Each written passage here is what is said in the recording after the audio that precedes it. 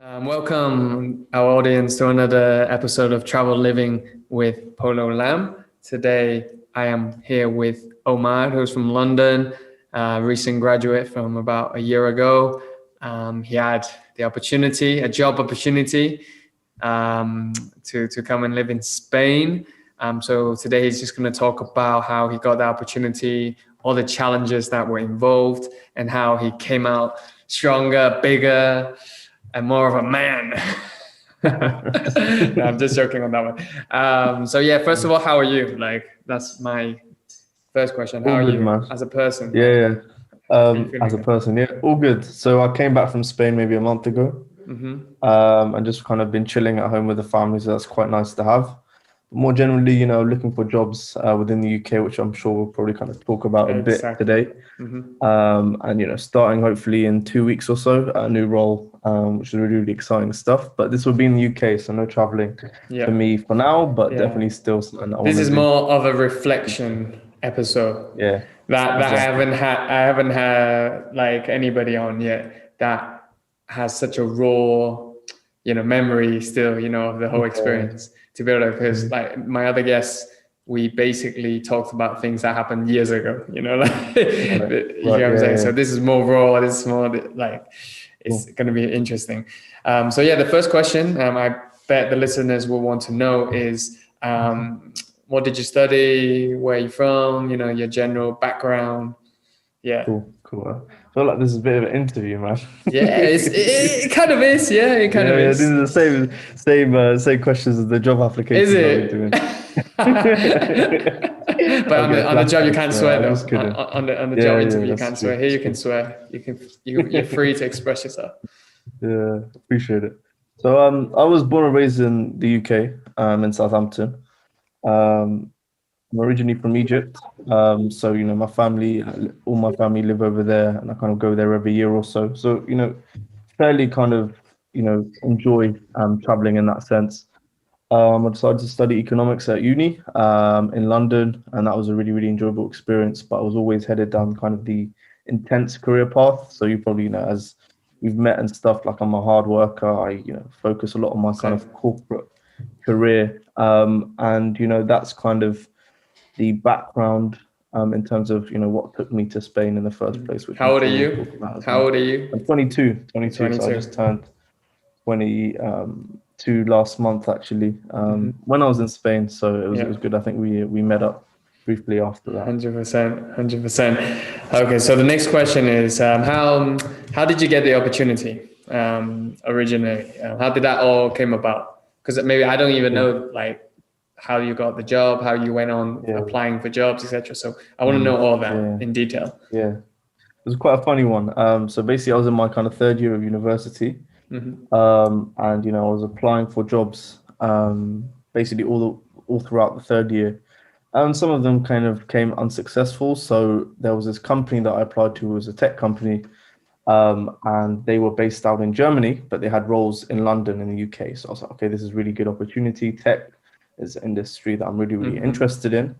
I'd never been someone for traveling either, so I was quite keen to maybe stick in London for the first couple of years of my career. Hmm. However, halfway through my interview stage, it was quite a funny story. Like halfway through, Yeah, tell us. you know, after I had an interview, the kind of guy called me back, and I'm thinking he's going to tell me, "Oh yeah, you've got through to the next round," but he does not say that. He says, "We're opening up a new, center of excellence in Madrid, and your application is now going to be changed from the London office to the Madrid office, and you're going to spend a year there before you come back to the UK." So that was kind of during the actual application process, and of course, I really like this company. I'm like, just I'm gonna go for Whatever, it. You know what I mean? right? I'm just like, yeah, I'm just Whatever. like straight away, yeah, let's go, Yeah, that's brave. without barely thinking about it. Yeah. Yeah, for me that sounds Mm. brave. I don't know if it was just because you didn't think about it. Yeah, yeah. It was two things. It was more like, obviously it was COVID as well, so you're going to want to take a lot of opportunities that come your way because you're lucky to even get an opportunity. True And I words. think the second thing was like, I liked the company. Madrid sounded good. So I was just like, yeah, let's go. And then I kind of completed the application process. And by the time it finished, it was like, 1 week ago, I was, applying to normal London jobs. And then Hmm. at this point, suddenly I was starting a job in September in Madrid. So it was just one of those things that just happened randomly, and I was pretty open to the experience. So I think that's One kind of question on that one. yeah, How did you break the news to your parents, like to your family and all that sort of thing? yeah, yeah. I just told them, to be honest. It was obviously they were kind of, it was quite unexpected. That's what I mean. Um, Yeah. at the same time, they know that I have to kind of make sacrifices for the career that I want to go into. So if Mm-hmm. that involved moving abroad for a couple of years, then it did. And I felt like they were very, very supportive of the decision as well. Nice. So that's one thing I really, really appreciate. Okay, so what was like once you got your job? What was the Mm. first thing you did to prepare for that? First of all, how much time did Yeah, you have to even prepare to? yeah. So I had maybe 2, 3 months. So it Mhm. was quite a bit, but I had like in 2 of those months, I pretty much had my university exams to finish. Oh, you were So still at uni. yeah, You're yeah, still still at at uni when I was uni. doing all of this. So yeah, So it you're was a already mad telling your couple of mates months. like, "Oh, I'm going to Spain, man." Like, Yeah, yeah, they were guessing it more than me. I was quite like, okay, I'm just going to Spain, sounds but they were like, exotic, oh, isn't you're it? going to Spain, and they all wanted to visit and stuff like that. Sadly, that never happened because of like the restrictions and stuff. But Yeah. yeah, it was interesting because I'm the type of person like sometimes it just depends on kind of what mood I'm in, but Mm-hmm. I downplay situations. So I didn't, going in, You didn't it only hype. kind of kicked in that I was actually moving countries and just uplifting my whole life, 1 week before. Before Shit. then, I was just like, yeah, I'm just moving to Madrid, I'm chilling. And then I was like looking in the mirror at 10 p.m. at a gym when I was at the gym. I was like, holy shit, I'm moving whole different country. I didn't speak the language. I barely practiced my Spanish either. But I'll be okay. I kind of had that confidence that I was going to be okay regardless. Mm-hmm. Um, and then yeah, like obviously, you prepare, you pack your bags, you do a bit of Spanish preparation, but I don't think it was enough.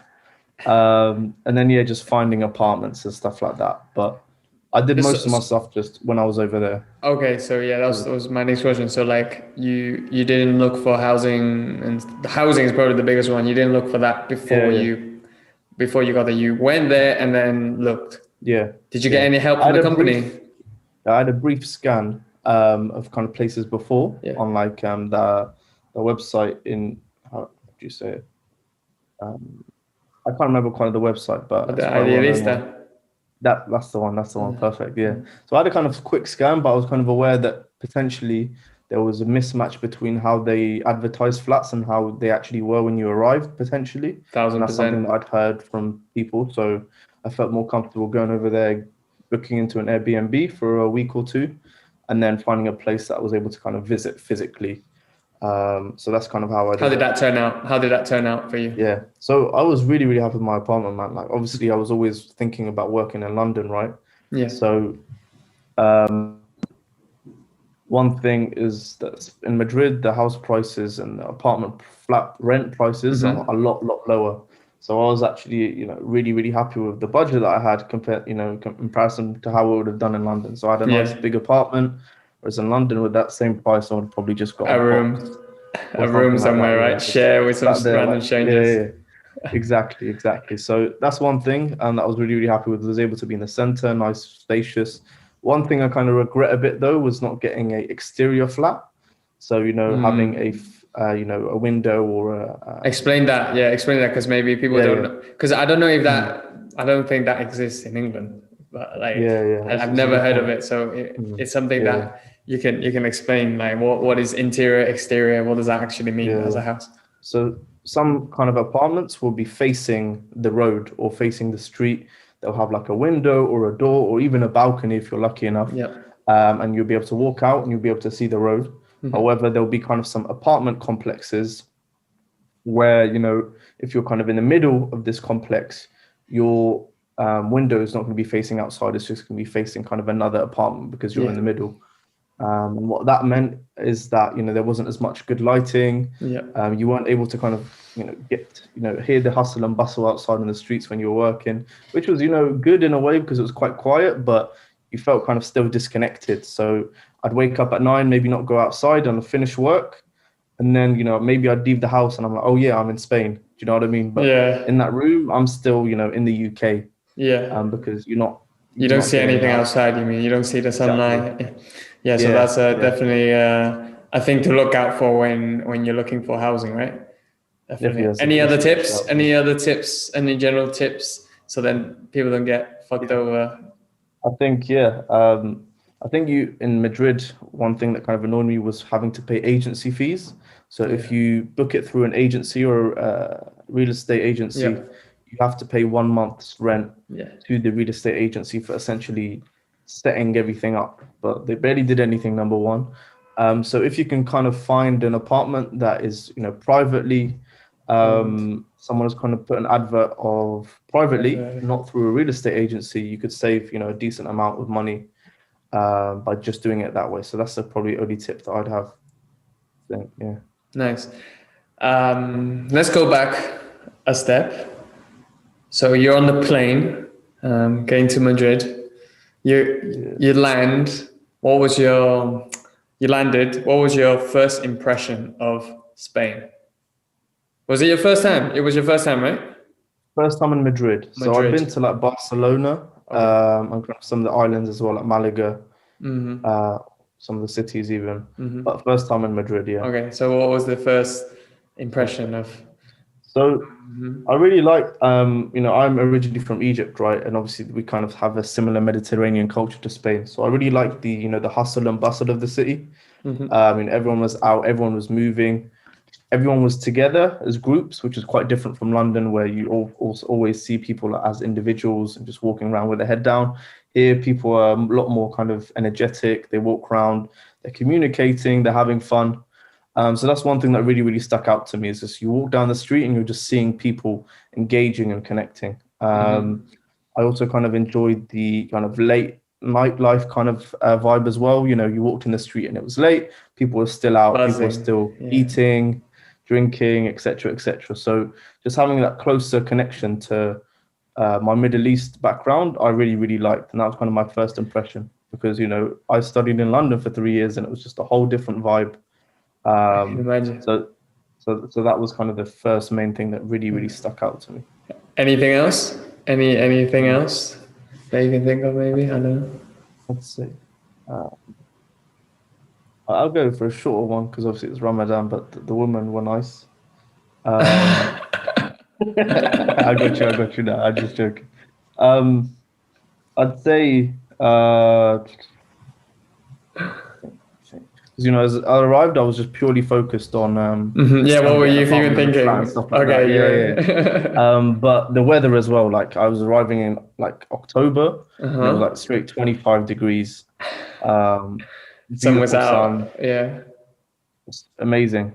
Honestly, like it's just such a mood booster. It just feels. Describe your feeling. Describe your feeling. What was the feeling? Do you remember the feeling of? I feel like it was like I was going on holiday essentially. Like I was excited to just really get to grips with the city, see the city.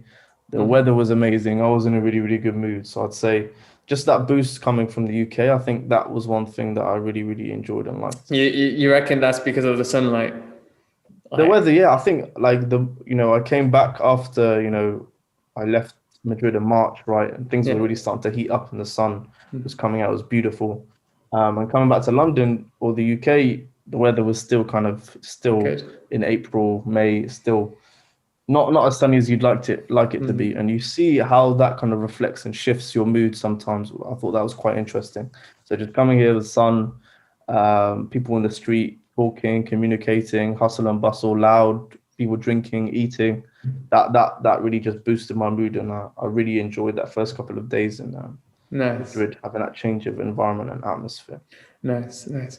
Next question is about, despite all these good things that we just talked about, what were the biggest challenges that you faced during the whole time? Like, if you were to list out like 2 or 3, what were the biggest challenges and like explain why for you? Like, what happened? Why? I'll give you the first one. Was obviously a lot of changes in a person's environment. You're a moving country.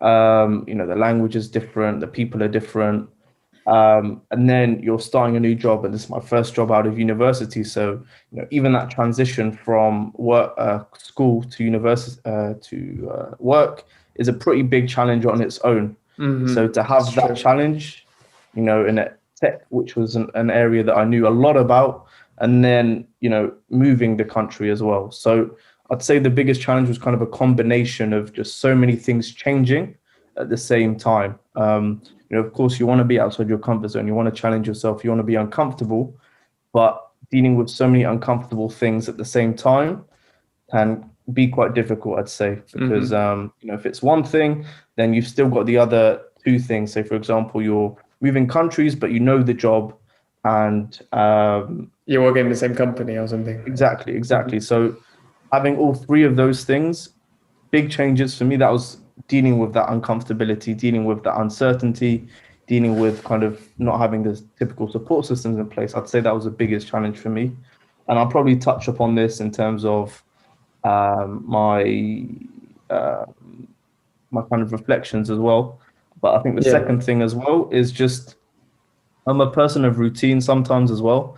So for example, I like to go into a shop and I know every single thing that I want to buy and where every single thing is in the store, right? Yeah, this is So interesting. I know this is a peri peri sauce that I can put on my Very meat or my excellent. salsa, and it really adds a lot of, like, I'm not an amazing cook, so if I can just get some nice sauces in there, it can really add a lot of value to the dish. So just going into a shop and just not knowing where everything is, and having to kind of look around and find alternatives to the stuff that I'd get back in the UK. It was something kind of small, obviously, but it was still something that quite annoyed me. Because, What was I your like to, solution? What was your solution in terms of that? Like, yeah, how did you find your way around the yeah, supermarket? yeah. So I think I got to grips with it fairly quickly, but basically, Dia is a kind of more budgetary supermarket that people go to. So I went there for kind of my main things like meat, fish, eggs, bread, rice, etc. And then El Corte Inglés was kind of a bougier one, and I went there for like my juice or my sauces, or if I was trying to do something, a bit Big special. man. Yeah. So I'd go there. So that's kind of how I sorted it out. But it was just a lot of effort having to, um, you know, more generally, even just for things that were previously routine, you having to kind Yeah. of figure them out again. Like you going to the gym, things were in different places, and you can't even communicate with the staff if you can't speak Yeah. Spanish. And I think that brings on the last one is just communication. Like my Spanish was not very good as I arrived. And you don't realize how important it is to actually be able to communicate with people. So it came really like, of course, we were in the center of the city, but things when I was communicating with people, if I wanted something, it was just a bit more extra effort to try and figure it out. And that was something that I found a bit frustrating and Yeah. challenging. But I was lucky to be in Seoul, right, where a lot of people speak English. I met you through Internationals. football, and that was all okay. But just having that language barrier meant that it was quite difficult to express myself sometimes, and that's Thousand something that percent, is man. quite interesting. Even like Yeah. I've lived there for three years, even heading up to 4. Right. And Wow. till today, I still need to wipe out my phone in the supermarket and like Yeah. check on the dictionary. What is this Translation meat? stuff. What is this certain Yeah. thing that I kind Yeah. of know Yeah. what it is, but I'm not sure. Is it Yeah. Yeah. beef? Is it pork? Is it because Yeah. they don't Exactly, have man. the Yeah. exact, what they Yeah. might teach you in an academy or at school. Right. Pork is this, beef is this, but then in the supermarket, that's not the name of the pork. There's Yeah. like Yeah. some special parts of the pork, some special part Yeah. of the beef, and then you're like, what's that? So you wipe Yeah. out that You just have to go dictionary. off the pictures sometimes, even. But yeah, Exactly. No, even that's that why I wasn't do good Google enough. Yeah. images Yeah. just to check, Yeah. make sure that's what I'm looking for. So I can Yeah. Yeah. Yeah, completely it's just like understand.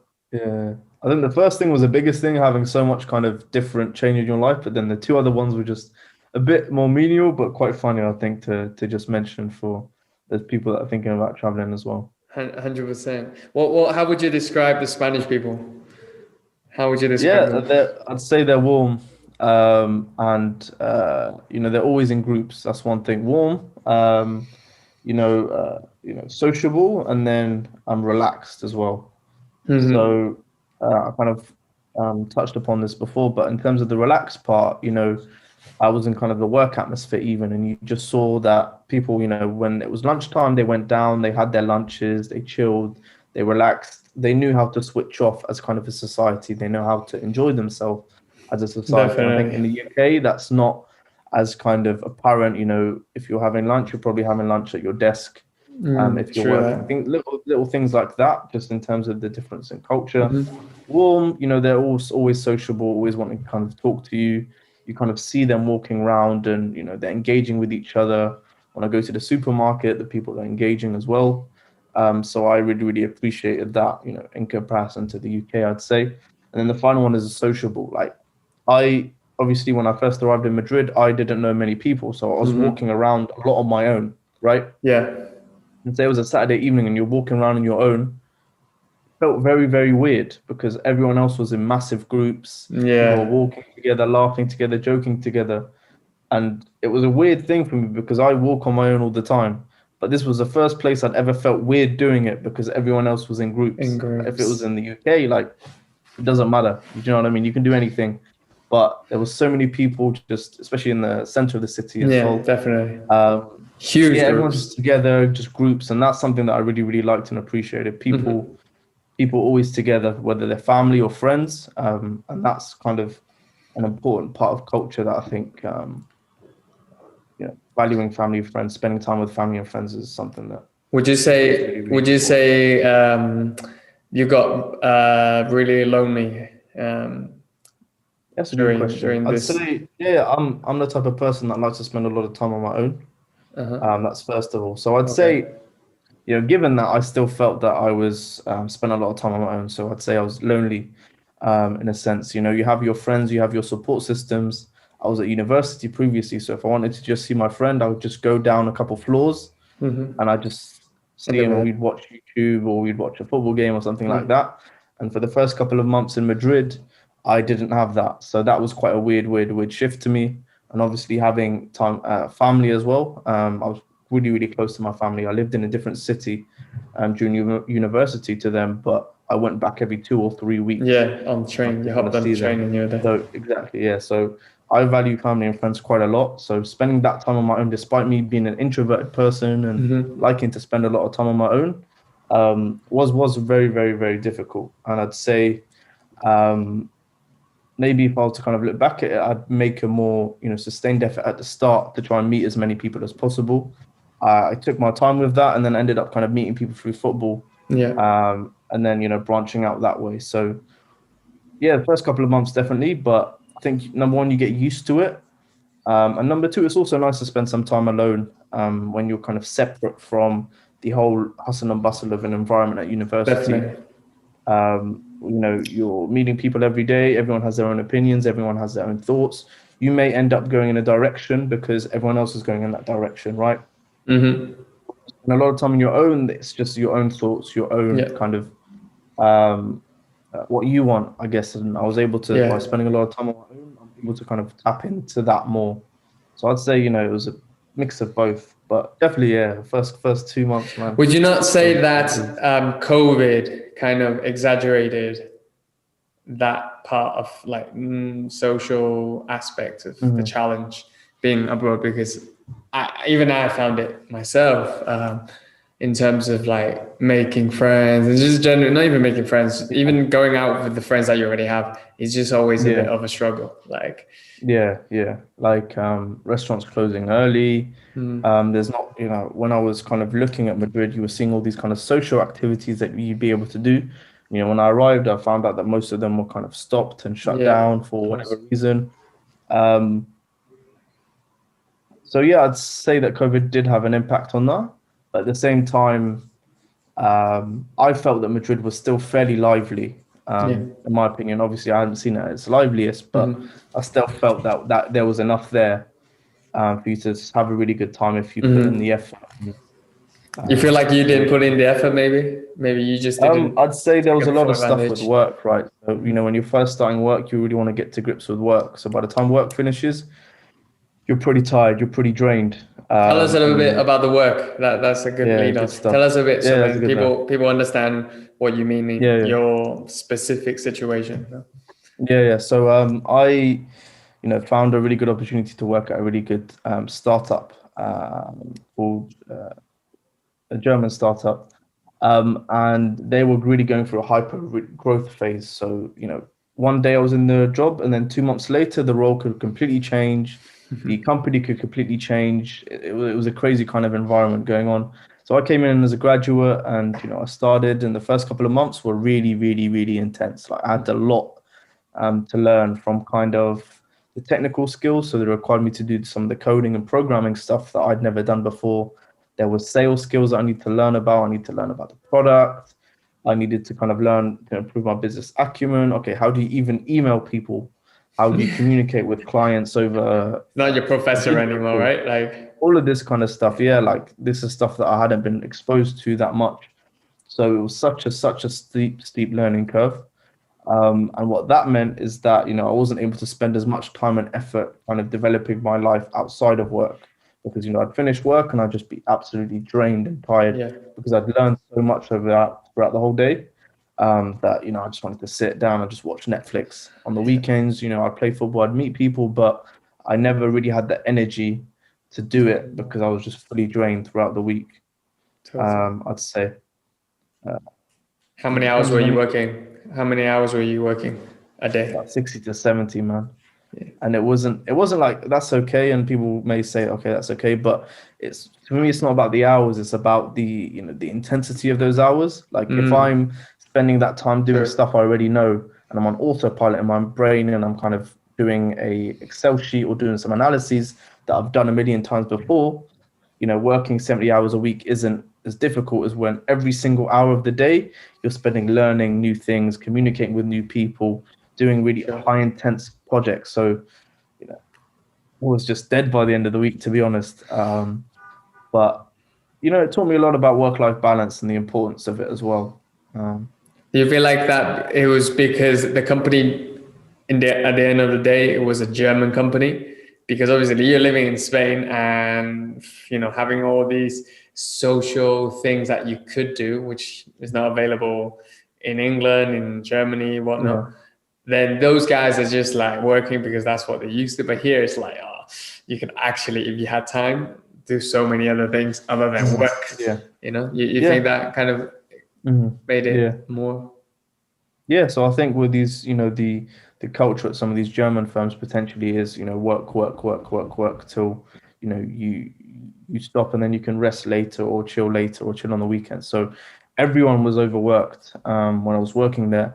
But I think for me, the biggest thing was the difference in kind of where my expertise were at outside, leaving university compared to how they expected them to be when I was starting. So, we had communications at the start. Where did they expect me to be, et cetera, et cetera. And that ended up being like a lot higher than what I'd expected because I'm still a fresh grad. I want you guys to teach me. I want you guys to coach me. I want you guys to facilitate my development. And that wasn't something that they were willing to do. So maybe it was a bit of a mismatch between, my expectations and what they expected of me. So, if that wasn't the case, then there'd definitely be more time to, explore things outside, try new things, which I still did a bit, but, I can't speak on the fully fledged, living abroad experience and working abroad experience. But I still think that, the insights that I can bring in terms of, balancing work and life and enjoyment are pretty interesting. Would you say if you have like to a listener, if you had a job that was that intense, but similar to what you have, don't live abroad yet, because you're not going to be able to enjoy any of it, basically. Exactly. Yeah. Yeah. I'd say like there needs to be, a minimum amount of the job that you can already do already. There needs to be like 50% of it, for example, to be in your comfort zone. You need to be comfortable in that space. You need to be experienced in that space. True that. So that every single day isn't just learning a whole new thing, right? 100%. So, for example, if I were to spend 2 years in the UK working in a similar field to this company that, in tech in the UK, right? And then I would have gone off to this company. There would have been a less steep learning curve.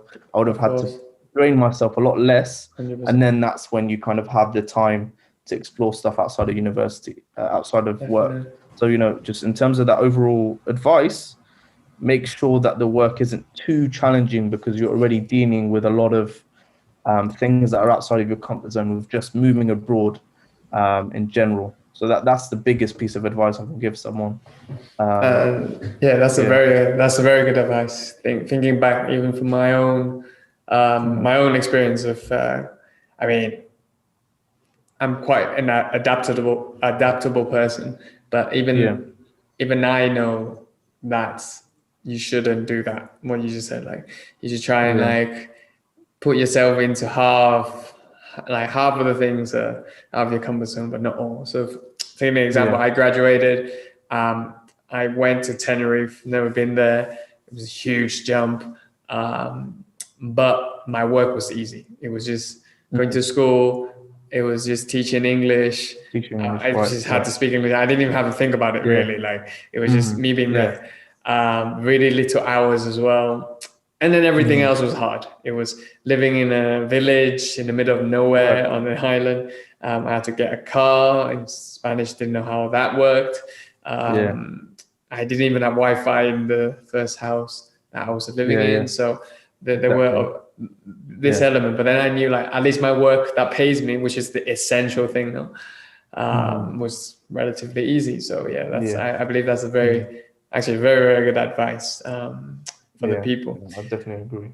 Because you can get kind of caught up with, you get with the excitement of moving abroad and exciting and stuff like that, but there also needs to be a tinge of realism and realism, right? Maturity, would you say? It would be wise. Exactly. Yeah, exactly.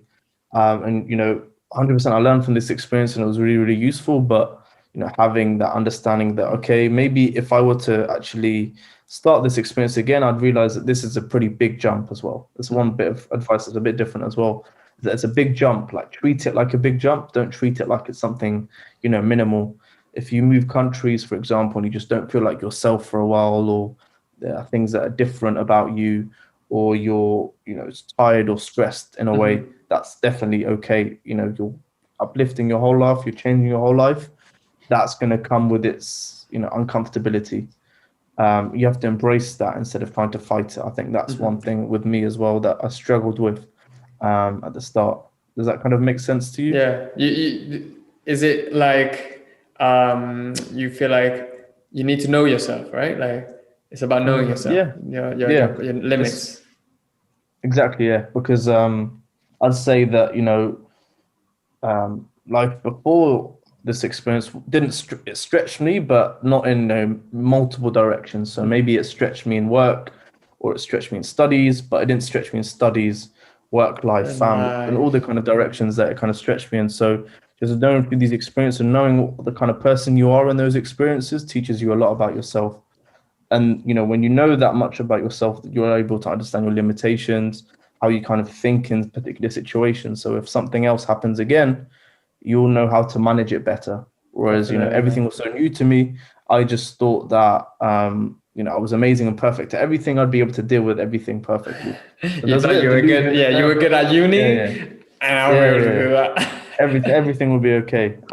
But knowing yourself, okay, I can get overwhelmed by a lot of experiences, which is it's humbling in a way. It allows you to better kind of adapt instead of trying to fight the feeling of feeling overwhelmed. When was the trigger when you said, okay, I can't do this anymore, as in when you decided to leave? It was a really, really good point, because I'm the type of person that fights for everything. I was struggling maybe month 3 to month 4 at work, and I was like, it's just going to be a stage. Everyone kind of goes through that stage where you're starting. But then, when it went to month 4 and month 5, and I was still struggling, and it was maybe even worse, and I was just looking forward to the holidays instead of actually enjoying the work and being there. I realized that potentially this wasn't kind of the best environment for me. I didn't even feel like I was getting better in my work. I was just working overtime to basically make up for the fact that I was so inexperienced and not knowledgeable about the topic. So kind of one thing happened one time where like I came back from holiday, and I was kind of told that I'd have a task that would, he gave me 2 days to do this task. And I just didn't even know where to start, to be honest. And I had like 48 hours to do it. And I was like, okay, let me ask this person. Let me ask this person. I ended up kind of really, really working hard to kind of get it done. And then, when I presented it, the manager was still not happy with a certain thing that I did. Yeah. When I'd work my hardest and I'd, stretch myself to my limits to really kind of deliver this piece of work. And when I was kind of met with that, it really made me take a step back and be like, I'm, stretching myself, I'm trying my hardest, and still, still below his expectations. Yeah. I don't feel like I've got better in my work over the last couple of months because I'm just trying to plug gaps. I'm just trying to survive out there. I'm Yeah. not Like thriving, you're you know what I mean? drowning. You're drowning bit by bit. Exactly, yeah. I'm not, when you put someone in a pool, you first put them in somewhere where they can, it's not very deep so that they can Yeah. kind of figure out how to swim a bit. And then that's when you put them in the ocean and they can swim. I was Yeah. put in the ocean straight away and I was drowning the whole time. And there was no point in me staying because I needed to go back to somewhere where I could swim. On land. Yeah. You know what I mean? I need to Yeah. go back to more of a safer space where I felt kind of more relaxed and more in a kind of a learning environment, people that would coach me and train me, rather than just drowning here for another couple months. And that moment really, really hit home for me. And I was like, I need to, choose a decision for myself that was going to be best for my long-term development, not just thinking about, okay, No. this job pays well and, it's an amazing company. I need to think about, okay, how does this fit in with me and where I want to go in my career? True. So I think that was for me, it was a brave big decision. Like I told you before, like I always thought like that's a brave decision. That's something that I think I would struggle to make. Like I'm the kind of guy that doesn't give up either. Like I like to stick on it. It's like and fight. Exactly. But that's so wise to just be like, you know what, this is not for me. This is for another time in the future. Yeah. Let me think of my long-term goals and objectives and take a step back and say, actually, I'm 22. Like I could easily do the same thing when I'm 30, when I'm more experienced and enjoy it. Right now you can't even enjoy it because of your work. Exactly. So you will be wasting 100%. More months in Spain, right? Like you just be there. You could have been anywhere else. Why be in Spain, right? If you're just working all day in your room. So I thought it was a very, very brave decision. Yeah. Hopping on to now you're back home. How are you feeling now? Like, how are you feeling? It's a good question. I think, you're back at home, you're obviously in your comfort zone again, right? Yeah. Which is obviously nice in a sense. I miss living alone, definitely. Because, then I could just do whatever I wanted at whatever time. But here you have, I'm living with the parents again. And obviously that shift is quite funny. But other than that, going to the same gyms, having that same routine is nice. But I still miss the kind of randomness of a day that you can kind of get by just living abroad, trying new things, being outside your comfort zone and multiple things. So I still miss that sense. But, given the kind of points I just said, I'm really wanting to, work abroad in the future, That was actually another question. I don't know if you saw that. So, would you live abroad again? Oh, madman. No, that's great. Definitely. I think I made the point about nice. Being comfortable in the work that you're doing, and then you can live abroad, I'd say. But how long would that take? Things, how long? I'd say maybe 2, or depending on the role, obviously 2 or 3 years, maybe. But what's your objective? I mean, like what? When do you think you will go and do that again?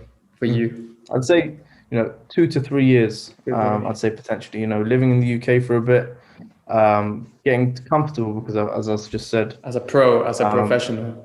Yeah.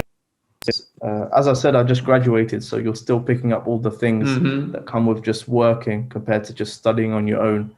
Once I become more comfortable in that, and financially more comfortable as well, that's when I can work abroad. And I'm the type of person to also want to really work hard, and then I'll enjoy myself later. So if I can work hard, become financially stable in a way, I'll be able to kind of be more relaxed to actually explore and try new things a lot more. Try new cities, travel places. Definitely. So tell the audience what are you up to right now? You've got back. What are you up to? So I'm back, and I basically got onto a graduate program at another tech company, but in the UK. So this is a company that will train me, which is nice. And just the whole vibe of the interview was just completely different. So it was really good.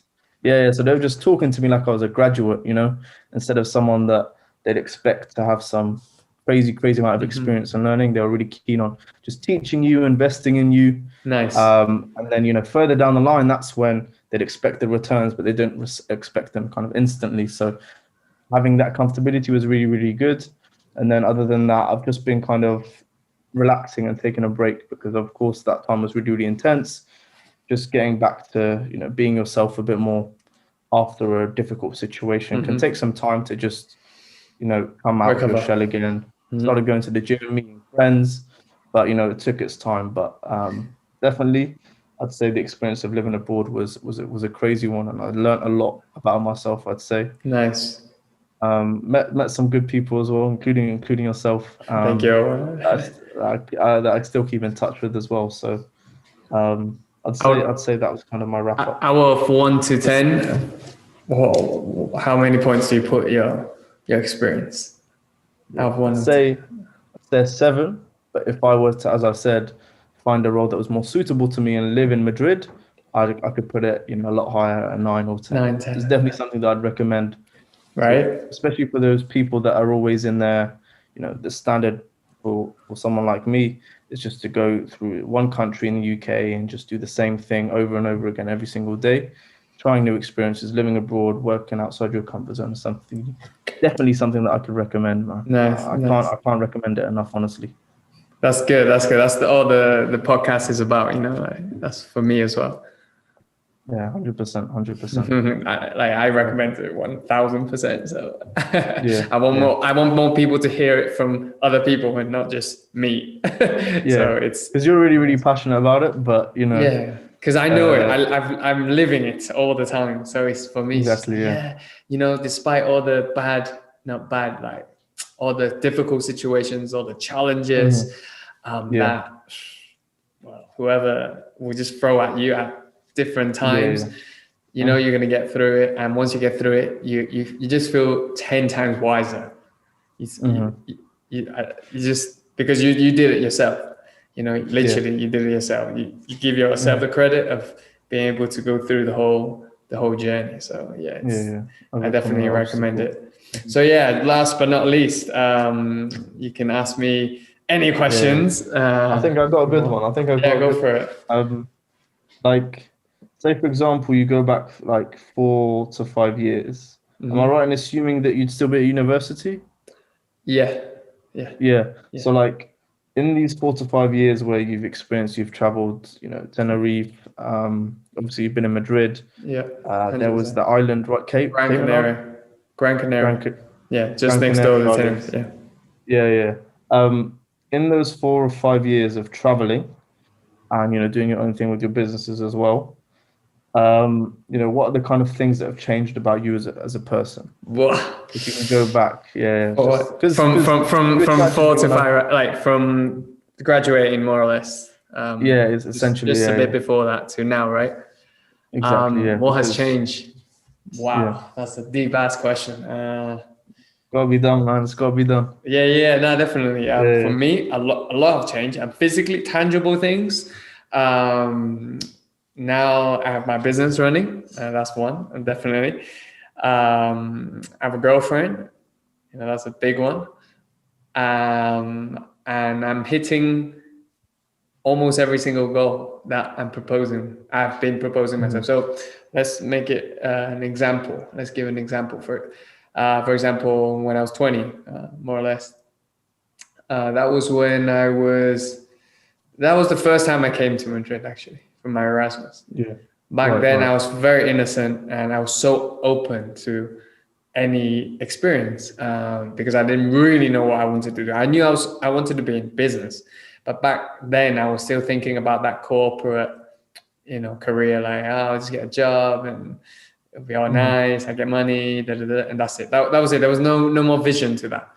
But then after that, I started thinking, I want to do my business because I had firsthand experience in that company, seeing how everything was run. And I thought, okay, I can do this. So I decided to start. But then at that point, it was still an idea. It was still, being the boss. I always joked with with my colleagues, like, oh, one day I'm going to be a boss. And I always say that to like some seniors, and they would just laugh at me. You know, You're always that guy. Yeah. I get exactly. I'm still in touch with them, so I love to just to prove them not wrong, but like to prove them that I'm a man of my word, that kind of thing.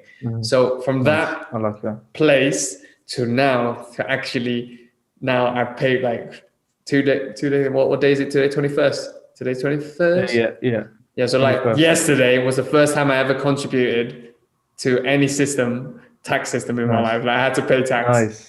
That's when you know it's yeah. That's what I'm saying. Nice. Before it was still a side project. It was still there. I was trying out because I was teaching English, as we said before. I was teaching English before as a main income, and then I was trying to build a business.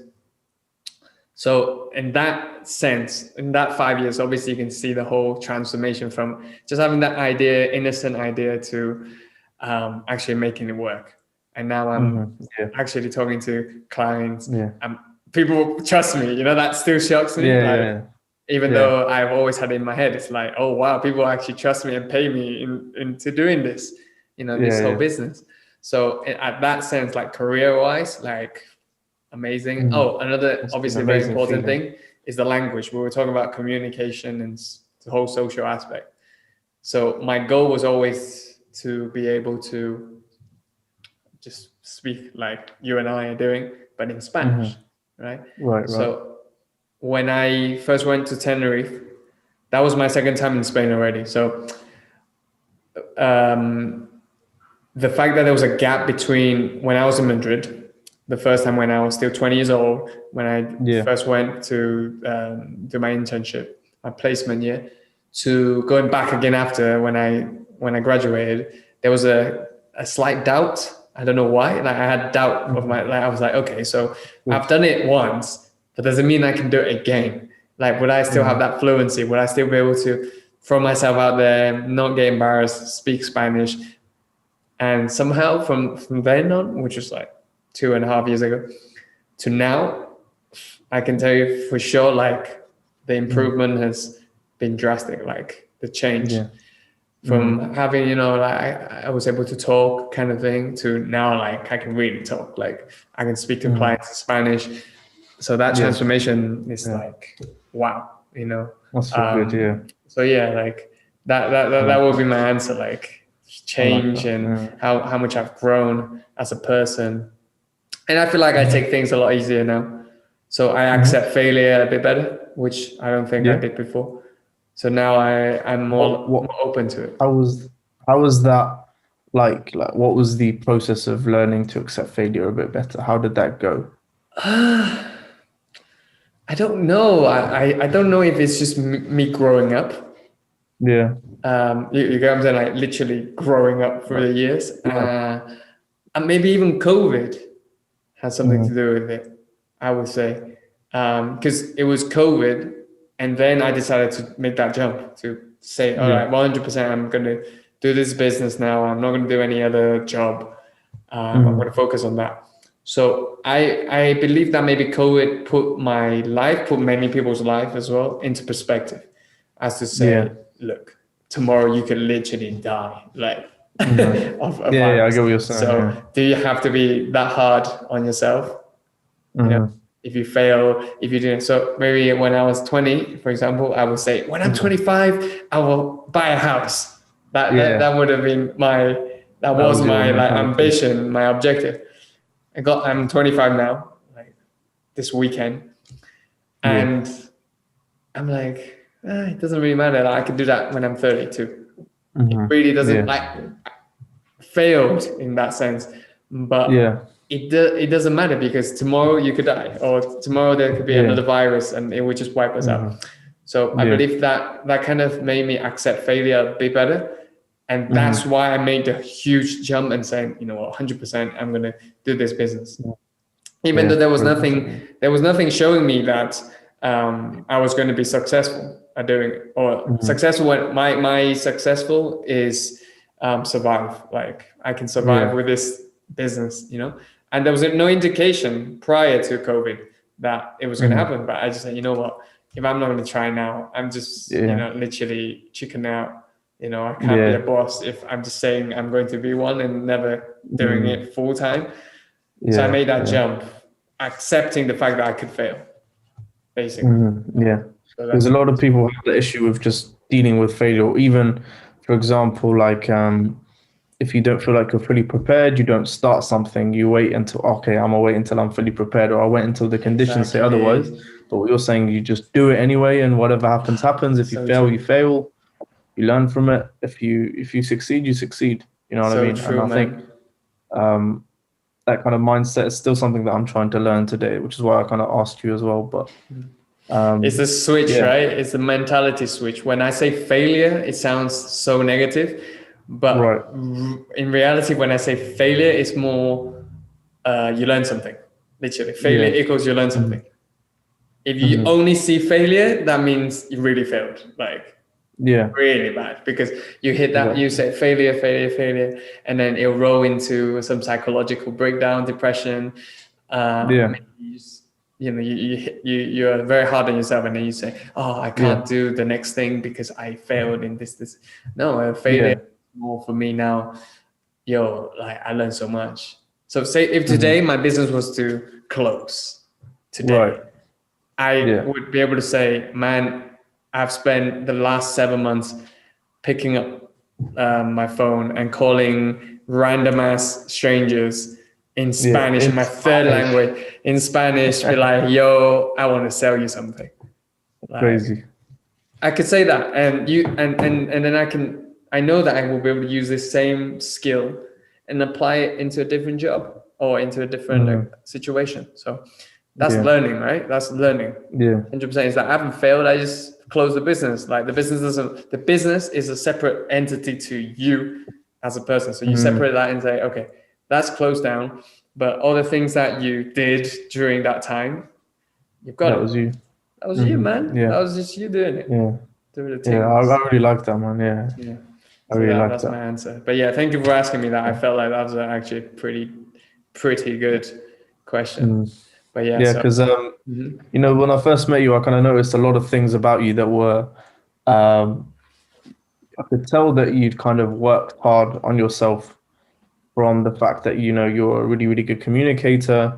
You were just always wanting to do stuff. Whenever I remember you telling me, oh, I'm going to start the podcast, and within a week or two, you'd started it. And I was like, wow, like, the guy doesn't play around, you know what I mean? So I was just really interested, because, a lot of people I talk to, I'm going to start this, I'm going to do this myself. I'll do this. But,